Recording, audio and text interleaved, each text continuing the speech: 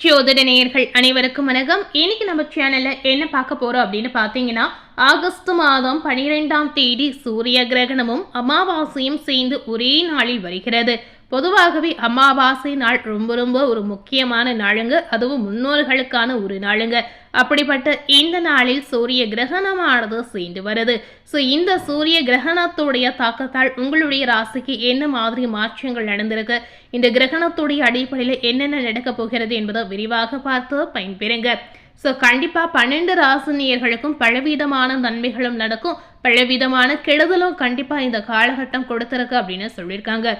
உங்களுடைய வாழ்க்கையில் நன்மை கிடைக்க போகிறதா இல்லை ஆபத்தை ஏற்படுத்தக்கூடிய ஒரு காலகட்டமாக இருக்க போகிறதா என்பதை விரிவாக பார்த்து பயன்பெறுங்க. இன்னைக்கு விருச்சிக ராசினியர்களுக்கு தான் உங்கள் வாழ்க்கையில் என்ன நடக்க போகிறது, நீங்கள் என்ன மாதிரி விளைவுகளை இந்த காலகட்டத்தில் சந்திக்க போறீங்க என்பதை நம்ம விரிவாக பார்த்து பயன்பெறலாம். முதல்ல ஜோதிடத்தின் ரீதியாக இந்த சூரிய கிரகணம் எந்த நேரத்தில் தோன்றி எந்த நேரத்தில் மறையுது, இந்த சூரிய கிரகணத்தை இந்தியாவில் பார்க்க முடியுமா என்பதை விரிவாக பார்த்து பயன்பெறுங்க. ஜோதிடத்தில் கிரக பயிற்சிகள் மற்றும் சேர்க்கை எந்த அளவிற்கு முக்கியமாக கருதப்படுகிறதோ அதே அளவிற்கு கிரகணங்கள் குறித்தும் கவனிக்கப்படுது அப்படின்னு சொல்லியிருக்காங்க. ஜோதிட ரீதியாக நம்ம ஒவ்வொரு கணிப்பும் நம்ம வாழ்க்கைக்குள்ள நடக்கக்கூடிய ஒரு கணிப்பாக இதுவரை முழுமையாக நம்பி செயல்படுத்தி வரோங்க. அந்த மாதிரி தான் இப்போ நம்ம பார்க்கக்கூடிய இந்த கிரகணங்களுடைய அடிப்படையில் நம்ம வாழ்க்கையில் நிறைய மாற்றங்கள் ஏற்படும் அப்படின்னு சொல்லியிருக்காங்க. அந்த விதத்தில் தான் ஆகஸ்ட் மாதத்தில் சூரிய கிரகணம் மற்றும் சந்திர கிரகணம் இரண்டும் ஒரே மாதத்தில் வருகிறது. இன்னைக்கு நம்ம சூரிய கிரகணத்தை பற்றி தான் பார்க்க போறோம். இந்த ஆண்டில் ஏற்கனவே ஒரு சூரிய கிரகணமும் ஏற்கனவே ஒரு சந்திர கிரகணமும் நடந்து முடிந்ததுங்க. இது 2வது முறை நடக்கக்கூடிய சூரிய கிரகணங்க. அதுவும் பார்த்தீங்கன்னா புதன்கிழமை அன்று வருகிறது. இந்த சூரிய கிரகணம் அன்று ஆடி அமாவாசை நாளும் வருகிறது. இந்த நாளில் உங்களுடைய முன்னோர்களுக்கு திதி தர்ப்பணம் கொடுக்காம இருந்தீங்கன்னா கண்டிப்பா செய்திடுங்க. இதுவரை செய்யாமல் இருக்கக்கூடிய நபராக இருந்தாலும் முதல் கட்டமாக நீங்க இப்ப செய்வதுதான் உங்களுக்கு நல்லது.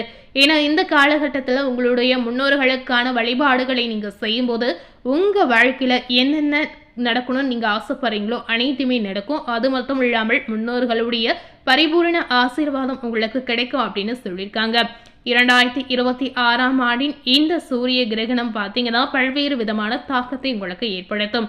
பொதுவாகவே ஜோதிடத்துல அமாவாசை பௌர்ணமி இது இரண்டுமே ரொம்ப ரொம்ப முக்கியமான ஒரு தினமாக பார்க்கப்படுகிறது. அதிலும் பார்த்தீங்கன்னா இந்த அமாவாசைக்கு ரொம்ப ரொம்ப ஒரு முக்கியத்துவம் கொடுப்பாங்க. ஏன்னா இந்த நாளில் தான் முன்னோர்களுக்கு தர்ப்பணம் திதி கொடுக்க வழிபாடு செய்வதற்கு ஏற்ற நாளாகவே காலமாக கடைபிடித்து வரக்கூடிய ஒரு நாளாக பார்க்கப்படுகிறது. இந்த விதத்துல தான் நீங்க உங்களுடைய முன்னோர்களுக்கு மறக்காம திதி தர்ப்பணம் கண்டிப்பா செய்யணுங்க. இந்த சூரிய கிரகணமானது எப்படி தோன்றுது என்ற சந்தேகம் நிறைய பேருக்கு கண்டிப்பா இருக்கலாம். உங்களுக்கு பார்த்தீங்கன்னா சூரியன் சந்திரன் பூமி இது மூன்றுமே ஒரே நேர்கோட்டில் வரும் பொழுது சூரியனை சந்திரன் வரைப்பதால் சூரிய கிரகணமானது ஏற்படுது. இந்தியா நேரப்படி இரவு 8:04 மணிக்கு தொடங்கி நள்ளிரவு 1:07 மணிக்கு முடிவடையும் அப்படின்னு சொல்லியிருக்காங்க. இந்த சூரிய கிரகணம் இந்தியாவில் பார்க்க முடியுமா என்று கேட்கும் பொழுது சூரிய கிரகணம் ஆகஸ்ட் 12ஆம் தேதி இந்தியா நேரப்படி இரவு நேரத்தில் தோன்றுவதால் கண்டிப்பா பார்க்க முடியாதுங்க. அதுவும் இரவு நேரத்தில் தோன்றி ஆகஸ்ட் 13ஆம் தேதி நள்ளிரவு முடிவடையுது. இதனால கண்டிப்பா பார்க்க முடியாது அப்படின்னு சொல்லியிருக்காங்க. அதனால கண்டிப்பா நீங்க பார்க்கணும்னு ஆசைப்பட்டீங்கன்னா ஏதாவது ஒரு சில பகுதியில் தெரிவதற்கான வாய்ப்பு இருக்கு அப்படின்னு சொல்லியிருக்காங்க. ஆனால் தெரியவா தெரியாதா என்று நம்ம சொல்லவே முடியாதுங்க. இந்த ஆடி மாதத்தில் நிகழ்வதில் உள்ள சிறப்பு என்ன அப்படின்னு பார்த்தீங்கன்னா புராண ரீதியாக மிகவும் முக்கியத்துவம் வாய்ந்த இந்த ஆடி அமாவாசையானது ரொம்ப ரொம்ப ஒரு சிறப்பான நாளாகவே நம்ம பார்க்கலாங்க. இந்த மாதத்தில் சிவபெருமான் தன்னுடைய துணையாக பார்வதி தேவி ஏற்றுக்கொண்ட ஒரு நாள் அப்படின்னு சொல்லியிருக்காங்க. சிவபெருமானை துணையாக அடைய பார்வதி தேவி 108 ஆண்டுகள் பூஜைகள் மற்றும் மந்திர ஜபங்கள் செய்து தவங்கள் புரிந்ததாகவும் சொல்லியிருக்காங்க. இதன் காரணமாக தான் இந்த மாதத்தை சிவபெருமானுக்கும் அம்மன் கோவில்களில் பல்வேறு விழாக்கள் கடைபிடிக்கப்படுகிறது. இந்த அற்புத நாளில் உண்மையான மனதுடன் யாரெல்லாம் சிவபெருமானை வழிபாடு செய்றீங்களோ உங்க அனைவருக்கும் கண்டிப்பா உங்களுடைய விருப்பங்கள் நிறைவேறும் அப்படின்னு சொல்லியிருக்காங்க. மனதார சிவபெருமானை வழிபடுவதற்கு இந்த மாதிரி ஒரு வாய்ப்பு கிடைக்க போகிறது. இந்த கிரகணம் அன்று என்ன செய்யலாம் என்று கேட்கும் பொழுது இந்த கிரகணம் அன்று அதாவது சூரிய கிரகணமாய் இருந்தாலும் சரி சந்திர கிரகணமாய் இருந்தாலும் சரி இறைவனுடைய திருநாமங்களையும் திருப்புகழையும் சிவபுராணையும் போன்ற நூல்களை படிப்பது மிக மிக சிறப்பான பலனை பெற்று தரும். இந்த கிரகண நாளில், அதாவது முக்கியமாக இந்த அமாவாசை நாளில் நீங்கள் முன்னோருடைய ஆசீர்வாதத்தை பெறுவதற்கு, முன்னோர்கள் அமைதியாக இருப்பதற்கு நீங்கள் கண்டிப்பாக வழிபாடு செய்யணும். ஸோ மறக்காமல் செய்திடுங்க. ஸோ இதனைத் தொடர்ந்து இந்த சூரிய கிரகணத்துடைய தாக்கத்தால் விருச்சிக ராசினியர்களுக்கு என்ன பலன் கிடைத்திருக்கு என்பதை நாம் இப்போ பார்க்கலாங்க. அனைத்து கிரகங்களும் ஒரு குறிப்பிட்ட கால இடைவெளியில ஒரு ராசியிலிருந்து இன்னொரு ராசிக்கு பயிற்சியாவது வழக்கமான விஷயமாக பார்க்கப்படுகிறது. இந்த கிரக மாற்றமானது 12 ராசிகளுக்கும் தாக்கத்தை ஏற்படுத்தும். அந்த வகையில தான் இந்த ஆகஸ்ட் 12ஆம் தேதிக்கு பிறகு பல்வேறு கிரக மாற்றங்கள் நடைபெறுது. ஸோ இதனாலையும் விருச்சிக ராசினியர்களுக்கு என்ன நடந்திருக்கு, என்ன மாதிரி விளைவுகளை நீங்கள் சந்திக்க போறீங்க என்பதை நம்ம விரிவாக பார்க்கலாங்க. அது மட்டும் இல்லாமல் சூரிய கிரகணத்துடைய தாக்கமும் சேர்ந்து உங்கள் வாழ்க்கையில் பல்வேறு விதமான மாற்றத்தை ஏற்படுத்தும்.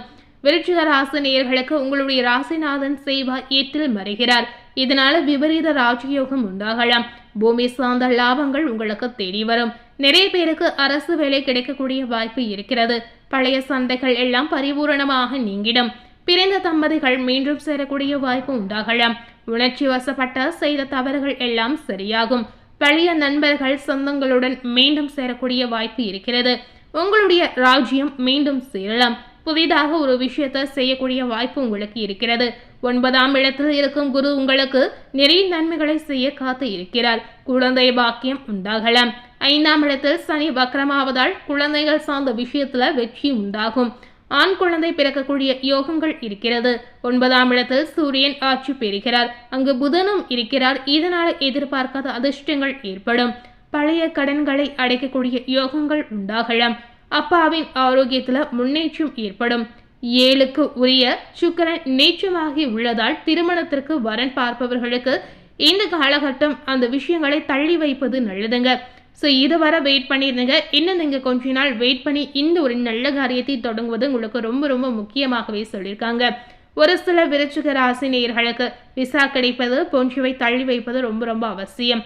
கணவன் மனைவி இருவருக்குள்ளும் வாக்குவாதம் சண்டைகள் வரலாம். ஸோ ஜாக்கிரதையாக செயல்படுங்க. ஸோ விருச்சிக ராசி நேயர்கள் இந்த காலகட்டம் ஏதாவது பரிகாரங்கள் செய்யணும் அப்படின்னு ஆசைப்பட்டீங்கன்னா கண்டிப்பாக உங்களுடைய இஷ்ட தெய்வமாக இருந்தாலும் சரி, குல தெய்வமாக இருந்தாலும் சரி, ஏதாவது ஒரு கோவிலுக்கு சென்று மனதார வழிபாடு செய்தோ பிரார்த்தனை செய்து வாருங்க. உங்கள் வாழ்க்கையில் எல்லாமே நல்லதே நடக்கும் அப்படின்னு சொல்லியிருக்காங்க. ஸோ இன்னைக்கு நம்ம சேனலில் விருச்சிக ராசி நேயர்களுக்கு ஆடி அமாவாசை மற்றும் சூரிய கிரகணத்துடைய தாக்கத்தால் என்னவெல்லாம் நடந்திருக்கு என்பதை விரிவாக பார்த்திருப்பீங்க. மேலும் இது போல புதிய தகவலை தெரிந்து கொள்ளணும் என்று நினைத்தீங்கன்னா மறக்காமல் நம்ம சேனலை சப்ஸ்கிரைப் பண்ணி பக்கத்தில் இருக்கக்கூடிய பெல் பட்டனையும் மறக்காமல் ப்ரெஸ் பண்ணிடுங்க. நீங்கள் சப்ஸ்கிரைப் பண்ணால் மட்டுமே நம்ம சேனலில் போடக்கூடிய எல்லா நியூ அப்டேட்டான வீடியோஸும் நீங்கள் உடனுக்குடன் பார்த்து தெரிந்து கொள்ள முடியும்.